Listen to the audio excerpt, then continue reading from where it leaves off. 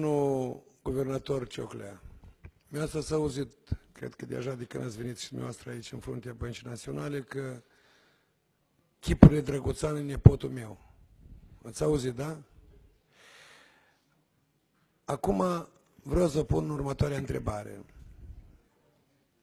Dumneavoastră, după ce ați venit în această funcție, deja cunoașteți și ce s-a întâmplat cu furtul miliardului, cu acțiunile fostul guvernator, viceguvernatorul, tuturor colaboratorilor Băncii Naționale.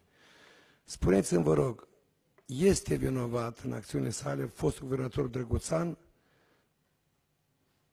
în furtul miliardului, prin acțiunile sale ca guvernator, sau nu este vinovat?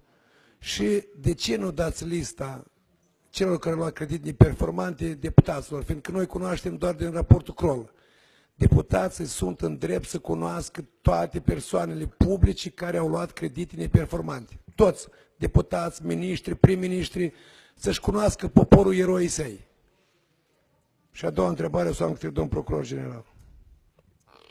Deci, încep cu a doua întrebare a dumneavoastră. Deci, într-adevăr, lista tuturor persoanelor sau entităților care au luat creditele neperformante, partea fraudei sunt cunoscute, ele se regăsesc în Kroll și inclusiv și persoanele la nivel de executanți, nu numai toată lumea vorbește despre principalul protagonist, de fapt sunt mai multe nume de acolo și toate aceste informații au fost desigur transmise anchetei. Acum noi nu putem, ținând cont totuși că atât timp cât nu s-a decis este vinovat sau nu, sunt niște principii, inclusiv și de secret a informațiilor cu caracter personal. La întrebarea despre domnul Drăguțan am avut ocazia să răspund domnului Greschi, dar am să răspund încă o dată. Deci eu ce văd este o combinație de foarte, foarte multe cauze și efecte cu o împletecire a situațiilor, inclusiv și de imperfecțiune legală și de reglementare și de influențe și de multe alte organe de stat care nu și-au, ca să fiu așa deschis, îndeplinit complet rolul. Deci eu nu cred că este corect paratrăsnitul acestei situații să fie domnul Drăguțan în forma în care multă lume îl desemnează. Cu toate acestea, Banca Națională, trebuie să recunoaștem, a avut o parte a responsabilității, ea trebuie determinată în cadrul anchetei care va fi făcută în prima jumătate a anului viitor cu experții desemnați de Fondul Monetar Internațional și toate acele întrebări de procedură, de ce s-a întârziat, de ce nu s-a făcut cu tare și cu tare lucru, trebuie să fie analizate în prisma posibilului și capacității de a depăși blocajele. Deci eu sper să răspundem la întrebarea dumneavoastră cu o viziune, să spunem, nepărtinitoare în următoarele 6 luni. Vă mulțumim. Și a doua întrebare, ultima, vă rugăm frumos, poftiți. La prima, domn procuror general, ați auzit? Interimar. Ați auzit? Deci înseamnă când dați răspuns personal. Cât e de vinovat Drăguțan și dacă merită dosar penal, să fie dosar penal. Și nu trebuie să iertați pe nimeni aici, nici un deputat, nici absolut nimeni. Că timpul vine să răspundeți așa cum răspund cei care au furat miliard și au crezut că o să le treacă.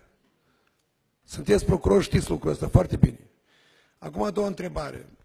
Și vă mulțumesc, domnul procuror general, pentru faptul că ați confirmat ceea ce am spus în campania electorală, că procurorul general al Statelor Unite Americii poate investiga cazul furtului miliardului, întrucât a fost implicat dolarul. Și demersul oricum îl fac, procurorul general al Statelor Unite Americii. A doua întrebare.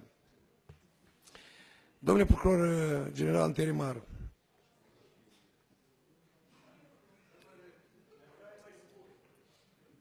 sunt vinovate persoanele cu funcții de stat care au permis furtul pachetului de stat de 56% de la BEM. Când a dat acceptul să se schimbe pachetul statului din 56 în 33.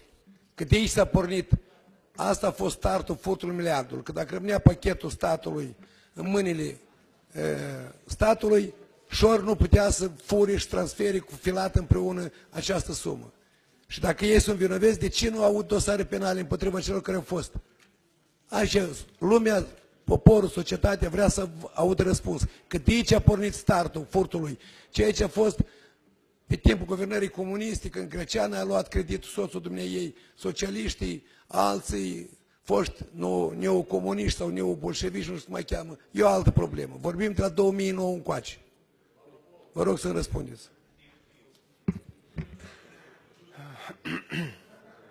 Vă mulțumesc, domnul deputat Ghimbu, pentru întrebare. Încerc să răspund. Am dat, de fapt, niște detalii, probabil nu erați în sală. Deci, există dosarul investigațiilor extinse, în care sunt investigate acțiunile și inacțiunile tuturor factorilor de decizie din toate instituțiile de stat care au avut tangență și atribuție cu ceea ce înseamnă supraveghere financiară bancară.